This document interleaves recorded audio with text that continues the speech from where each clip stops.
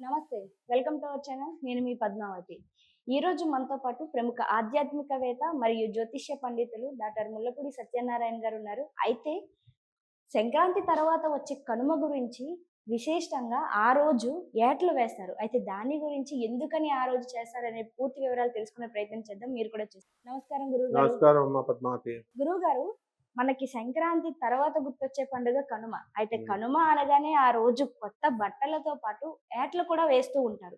అయితే మనకి అదే రోజు పంటలు కూడా కొయ్యడము, వాటిని అమ్మడము, హ్మ్. ధాన్యాన్ని ఇంటికి తీసుకురావడము ఇదందరికీ తెలిసిందే. అయితే హ్మ్. ఎందుకని కనుమ రోజు మాత్రమే ప్రత్యేకంగా ఈ రోజే చెయ్యాలి అని ఒక నియమం పెట్టారు.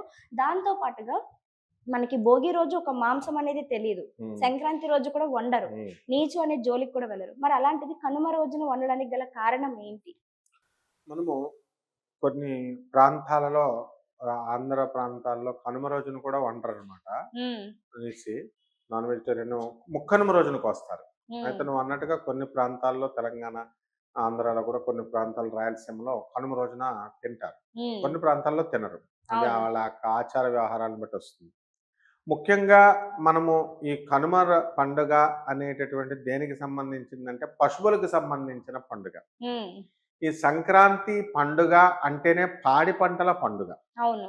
కాబట్టి పాడి ఒకవైపు అయితే పంటలు ఒకవైపు. కాబట్టి ఇది ఈ పాడి పంటలకి ముఖ్యంగా మనకి సహకరించేటటువంటి ఈ ఆవులు, గేదెలు, దున్నపోతులు, నాగలి ఇవన్నీ కాబట్టి మనం ఆ రోజున కనుమ రోజున మనం ఏం చేస్తామంటే చక్కగా వెళ్ళి పశువుల కొట్టాన్ని, పశువుల ఇల్లులుంటాయి గదా! అక్కడ ఆ కొట్టాలన్నిటిని కూడా పువ్వులతో అలంకరిస్తారు. డెకరేషన్ జేస్తారు. ముందు రోజునే దులుపులు అవన్నీ కూడా తీసేసి చక్కగా వాటర్ పోసి ఇక ముగ్గులు మెయిన్‌గా సంక్రాంతి పండగ, భోగి పండగ ఈ రోజుల్లో జరిగేటటువంటిదేంటంటే ముగ్గుల పోటీలు కూడా జరుగుతాయన్నమాట. అవును. ఈ 4 రోజులు కూడా. కాబట్టి ఆ ముగ్గులు మనం ఆవు పేడతో మనం చక్కగా ముగ్గులు వేసి పశువుల కొట్టాన్ని కూడా మన ఇల్లుని ఏ విధంగా అయితే తయారు చేసుకుంటామో పశువుల ఇళ్ళను కూడా అలాగే తయారు చేస్తారు. ఈ లోపగా పశువులందరినీ కూడా కడుగుతారు. మన యొక్క ఎద్దుల్ని, హ్మ్. దున్నపోతుల్ని. కడిగేసిన తర్వాత కడిగేసిన తర్వాత ఏం చేస్తారంటే వాటి కొమ్ములకి చక్కగా పువ్వులు అవి అలంకారం చేస్తారు. ఇక చాలామందికి గంగిరెద్దు వాళ్ళని అలంకరించినట్టుగా ఈ యొక్క దున్నపోతుల్ని, తర్వాత ఈ యొక్క ఆవుల్ని, మేకల్ని, ఆవుల్ని వీటిలన్నిటిని కూడా బట్టలతో అలంకారం చేస్తారనమాట. చేసిన తర్వాత మనము మనం పొలం దగ్గరికెళ్తాం. పొలం దగ్గరికెళ్ళిన తర్వాత అక్కడ భూసూక్తంతో భూమి పూజ అనేటటువంటిది చేస్తారు. నాగలికి కూడా పసుపు, బొట్లు అవన్నీ పెట్టి చక్కగా నాగలికి కూడా పూజ అనేటటువంటిది చేస్తారు. అంటే మన ఉద్దేశంలో పాడి పంటలు లింక్ అయి అవును. ఉంటాయి కాబట్టి అని.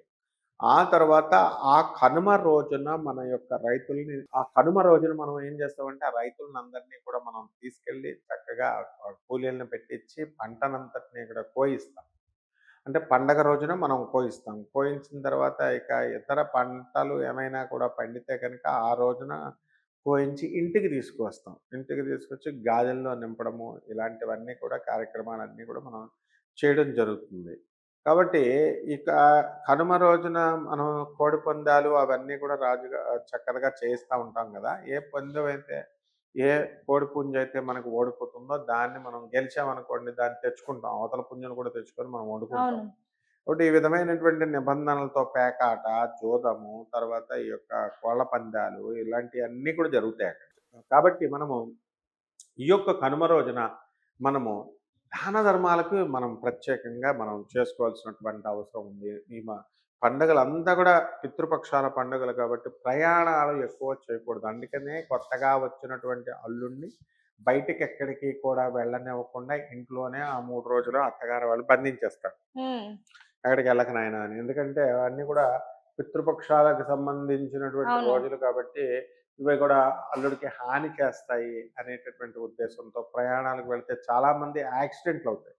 ఈ హ్మ్. ఉత్తరాయణ కాలంలోనే చాలామందికి యాక్సిడెంట్‌లయ్యి ప్రాణాలు పోయేటటువంటి సందర్భాలుంటాయి. కాబట్టి ఈ యొక్క ముక్కనుమ రోజున అందుకని మనం ఇచ్చేస్తాం. అయితే మనం ఎందుకు మనము కోడిని కోస్తామంటే అది ఒక ఆచారంగా మనకు ఆ విధంగా ఈ యొక్క కనుమ రోజున మనము ముగ్గులు హ్మ్. ఉంటాయి.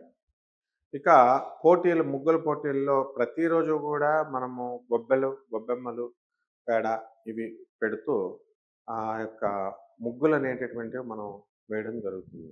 రథం ముగ్గు అని ఒక ముగ్గు ఉంటుంది.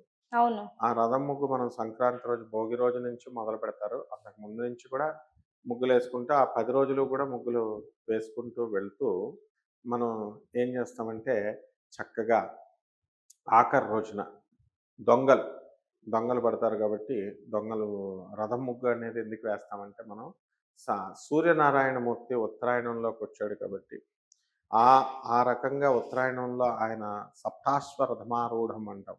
7 రథాల్లోనూ 7 గుర్రాలున్నటువంటి రథంలో ఆయన ప్రయాణం చేస్తున్నాడు కాబట్టి, మనం అది వేసుకుంటూ వెళ్తామనమాట. ఆ తర్వాత దొంగోడిని పట్టుకుంటామని చెప్పి దొంగని ఆ తోకని చాలా ఒక 10, 15 ఇళ్ళ వరకు తీసుకెళ్ళి అక్కడ వదులుతారనమాట. అవును. ఈ విధంగా ఇవన్నీ గూడా సంక్రాంతిలో వేడుకలు ఇవన్నీ. మనకి కనుమ రోజున చేసుకునే వేడుకలు. కాబట్టి ఈ యొక్క కనుమ రోజున విశేషించి మనకి ఈ పితృదేవతల ఎవరైతే ఉన్నారో అటువంటి వాళ్ళందరికీ కూడా ఎవరైతే మనం భోగి రోజున లేకపోతే సంక్రాంతి రోజున మిస్ అవుతామో అటువంటి వాళ్ళందరికీ కూడా ఈ కనుమ రోజున మనము ఈ ఇది పెట్టొచ్చు. ఈ హ్మ్. తద్దినాలు ఇవన్నీ కూడా. అంటే మనము సాంబారు ఇవన్నీ కూడా వేసి గుమ్మడి ముక్కలు అవన్నీ ఆనపకాయ, సొరకాయ అన్నీ వేసి మనం చక్కగా దప్పలంలాగా చేసి మనం అవును. వేస్తామనమాట. హ్మ్. ఈ విధంగా మనం చేసేటటువంటి వీటిలో మనము ఈ యొక్క కనుమ పండుగను మనం డిస్క్రైబ్ చేస్తాం. కాబట్టి ఈ హ్మ్. రోజున కనుమ పండుగ చేసుకునేటటువంటి వాళ్ళంతా కూడా చాలామంది కొత్త బట్టలు ధరించి, ఆ తర్వాత అమ్మవారికి ఆహ్, నా కోళ్ళని, మేకలని కోసుకునేటటువంటి వాళ్ళు దగ్గరున్నటువంటి గ్రామ దేవత గుడి దగ్గరికి తీసుకెళ్తారు. లేకపోతే ఆ గోడకి చక్కగా పసుపు రాసి అమ్మవారి బొమ్మ కింద అక్కడ తయారు చేసి, ఆ యొక్క కోళ్ళకి మనము ధూపం, దీపం అవన్నీ చూపిచ్చి, ఆ యొక్క కోడికి కానీ, లేకపోతే మేకకి కానీ వాటి మెడలో వేపాకును కట్టి దాన్ని మనం బలివ్వడం అనేటటువంటిది చేస్తారు. హ్మ్. చేసిన తర్వాత అది వండుకొని వీళ్ళు భక్తులంతా కూడా, బంధువులంతా కూడా తింటారనమాట. ఈ విధంగా మొత్తం మీద మనకు కావాల్సినది ఏమిటంటే, ఈ రోజున చేయాల్సినది ఏమిటంటే, సూర్యనారాయణమూర్తి యొక్క పూజలు, భూసూక్తంతో భూమి యొక్క పూజలు. అంటే మనకు భూమి ఇస్తుంది కాబట్టి, అలాగే కామధేనువు పూజలు. ఈ ఆవులు, పాడి పంటలకు చేస్తాం కాబట్టి నందీశ్వరుడి యొక్క పూజలు. ఆ తర్వాత ఈ యొక్క మహాలక్ష్మి అమ్మవారు. హ్మ్. ఆవు యొక్క వివరించారు కనుమ గురించి. అయితే కనుమ గురించి వివరించడంతో పాటు, ఆ రోజు చేసే పనుల గురించి కూడా చాలా చక్కగా వివరించారు గురువుగారు. ధన్యవాదాలు. ధన్యవాదాలు.